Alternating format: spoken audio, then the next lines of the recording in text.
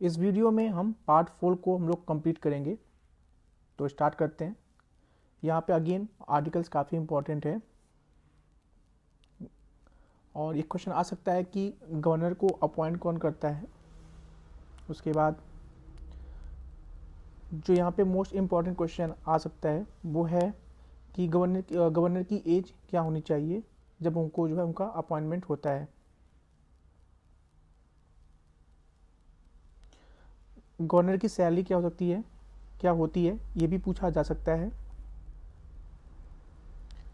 Term क्या होता है,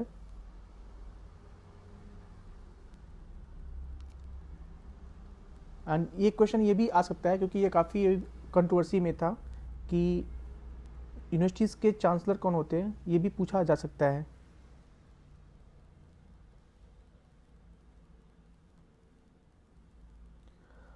अब एक बार जो है प्रेसिडेंट और गवर्नर के जो पावर है with regard to ordinary bills या फिर जितनी भी बिल्स हैं उस पर आप डिफरेंस पढ़ लेना। एक माइन्यूट सा डिफरेंस होता है, बस गवर्नर के पास कुछ स्पेशल पावर दी गई है जिससे कि वो बिल को रिजर्व कर सकता है for the consideration of the president.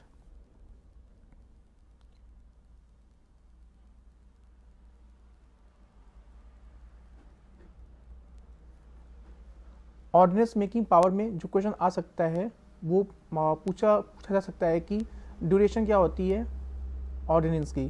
तो आपको वहाँ पे 6 वीक याद रखना है बस।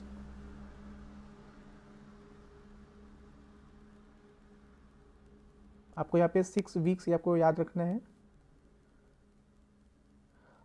पार्डनिंग पावर में सब कुछ सिमिलर होता है एक्सेप्ट गवर्नर जो है डेथ सेंटेंस को पार्डन नहीं कर सकता है इवन दो वो अगर स्टेट लॉज को प्रिस्क्राइब करती है तो भी।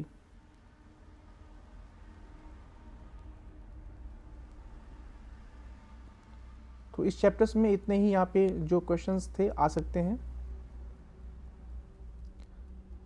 चीफ मिनिस्टर और यहाँ पे भी अपॉइंटमेंट को लेकर ही बस क्वेश्चन आ सकता है, अदरवाइज इसमें कुछ भी इम्पोर्टेंट नहीं है प्रीलिम्स के हिसाब से।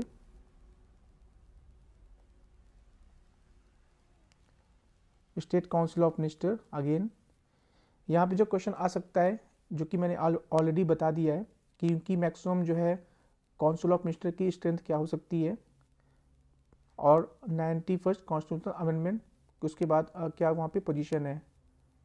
तो यहाँ पे जो है मैक्सिमम जो है वो 15% हो सकता है स्ट्रेंथ और मिनिमम जो वहाँ पे 12 होनी चाहिए।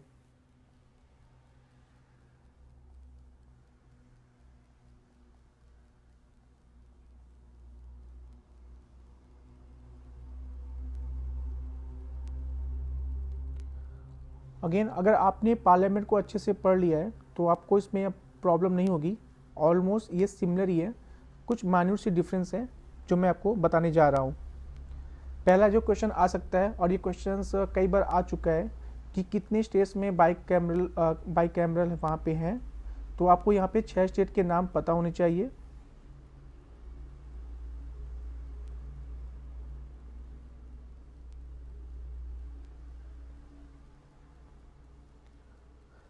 कंपोजिशन केस में कि काउंसिल में जो वहाँ पे स्टेट की लेजिस्लेटिव काउंसिल होती है उसकी मैक्सिमम स्ट्रेंथ क्या होती है और उसकी मिनिमम कितनी हो सकती है, कितनी फिक्स की गई है।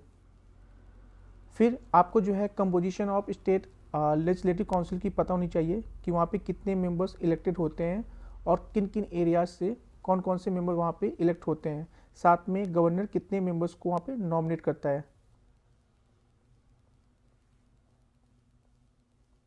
अगेन क्वालिफिकेशन यहाँ पे काफ़ी इंपॉर्टेंट है, आपको एज पता होना चाहिए मेंबर्स की कि अपर हाउस में और लोअर हाउस में कितने इनकी एज होनी चाहिए जब वो इलेक्शन पे कंटेस्ट करते हैं।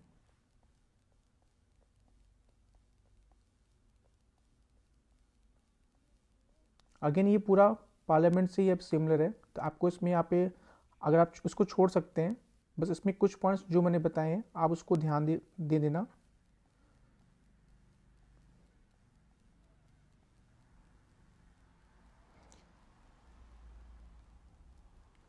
जैसे कि वहाँ पे एक डेडलॉक होती है पार्लियामेंट में जब दोनों हाउस जो है सेकेंड हाउस जो है बिल को वहाँ पे 6 मंथ तक अपने पास रखता है, उसको रिटर्न नहीं करता है। लेकिन स्टेट के केस में वहाँ पे मैक्सिमम 3 मंथ्स का प्रोविज़न है। वहाँ पे डेडलॉक हो जाता है तो वहाँ पे ज्वाइंट सिटिंग का कंसेप्ट है पार्लियामेंट में, बट स्टेट में ऐसा कोई कंसेप्ट है नहीं। यहाँ पे जो है सेकेंड हाउस मैक्सिमम जो है 4 मंथ्स के लिए, 3 months in first instance and 1 month in second instance, तो वो डिले कर सकती है। तो आपको बस इतने आपको डिफरेंस पता होना चाहिए, बाकी सब कुछ सिमिलर यहाँ पे है।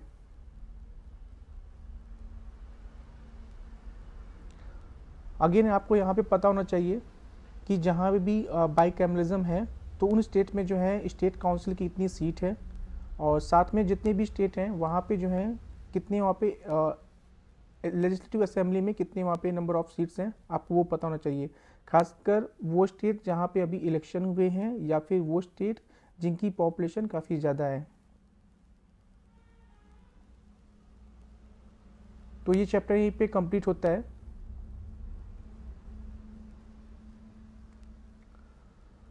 हाई कोर्ट, हाई कोर्ट में आपको पता होना चाहिए कि अभी देश में कितने हाई कोर्ट्स हैं, और खासकर उसके बाद में इनका जुडिक्शन क्या है, क्योंकि ऐसे बहुत सारे आइलैंड्स हैं और यूटी हैं जिनका अपना खुद का हाई कोर्ट नहीं है, तो उनका जुडिक्शन किसी स्टेट में हाई कोर्ट में पड़ता है, तो आपको वो सब पता होना चाहिए।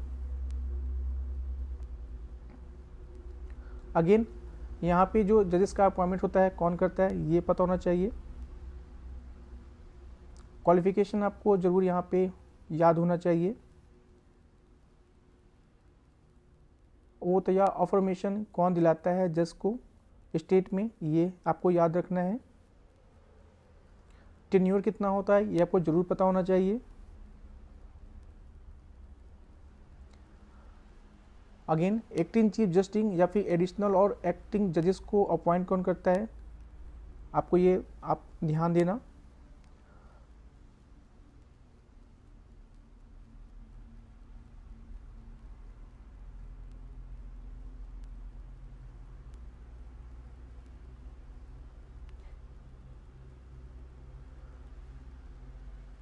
जुडिशियल रिव्यू मैंने आपको बता दी कि हाई कोर्ट के पास भी है जुडिशियल रिव्यू की पावर होती है, बस आपको यहाँ पे आर्टिकल्स याद रखना है।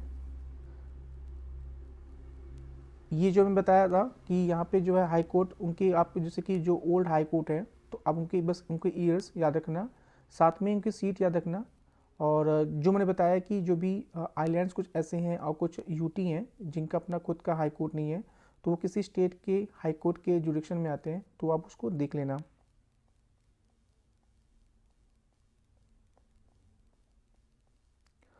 ट्राइब्यूनल के केस में आपको सिर्फ अमेंडमेंट पता होना चाहिए और साथ में इसका किस पार्ट में आया था और इसके आर्टिकल्स क्या हैं, बस आपको इतना ध्यान देना है। और इसमें टोटल कितने इसके रेगुलर बेंचेस हैं और इसका जो है इसकी मेन जो इसकी सीट है वो कहाँ पे है। तो इसका जो इसका प्रिंसिपल बेंच है वो इसका दिल्ली में, आपको ये ध्यान देना है। और उसके टोटल से 17 के बेंच हैं, बस ये पता हो जाए। उनके नेम नहीं पता है कि एक्चुअल में कहाँ है, तो भी यहाँ पे आप क्वेश्चन को कर लोगे।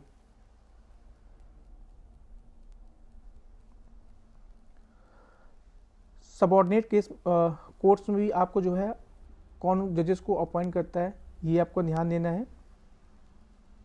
यहाँ से क्वेश्चंस कुछ खास नहीं बनते हैं क्योंकि ये सब मेंस का टॉपिक है, प्री में यहाँ से क्वेश्चन नहीं बनते हैं। आपको जो है नेशनल लीगल सर्विस अथॉरिटी किस ईयर में आता आपको ये पता होना चाहिए। आप इसको ईयर को आप जरूर से यहाँ पे मार्क कर लेना, ये काफ़ी इंपॉर्टेंट है।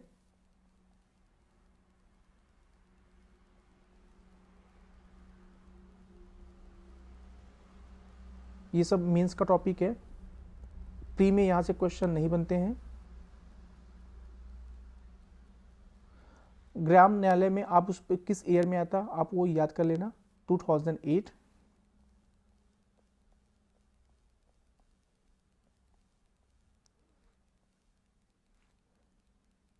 स्पेशल प्रोविजंस में बस आपको वहाँ पे आर्टिकल्स देखना है, आप आर्टिकल्स देख लोगे आपके यहाँ पे सारे क्वेश्चंस हो जाएंगे। तो पार्ट 4 यहाँ पे कंप्लीट होता है।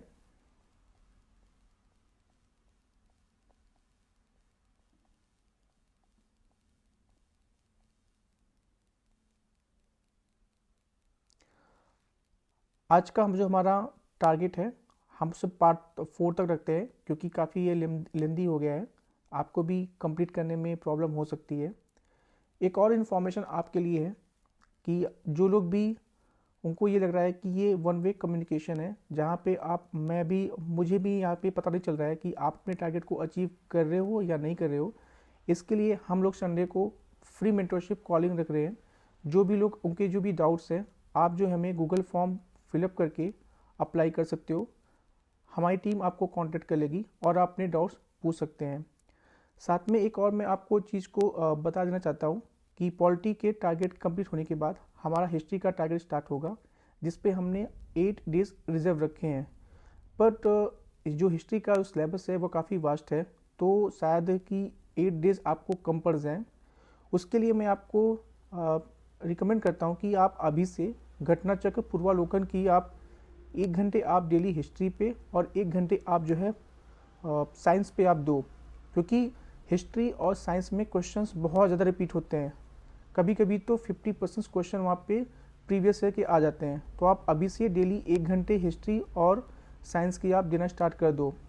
बाकी पे हम जब करेंगे हिस्ट्री को तो आपको काफ़ी यहाँ पे ईजी होगा, क्योंकि एक आपको बेसिक आइडिया हो जाएगा कि हाँ किस तरह के क्वेश्चन वहाँ पे आते हैं। Thank you very much.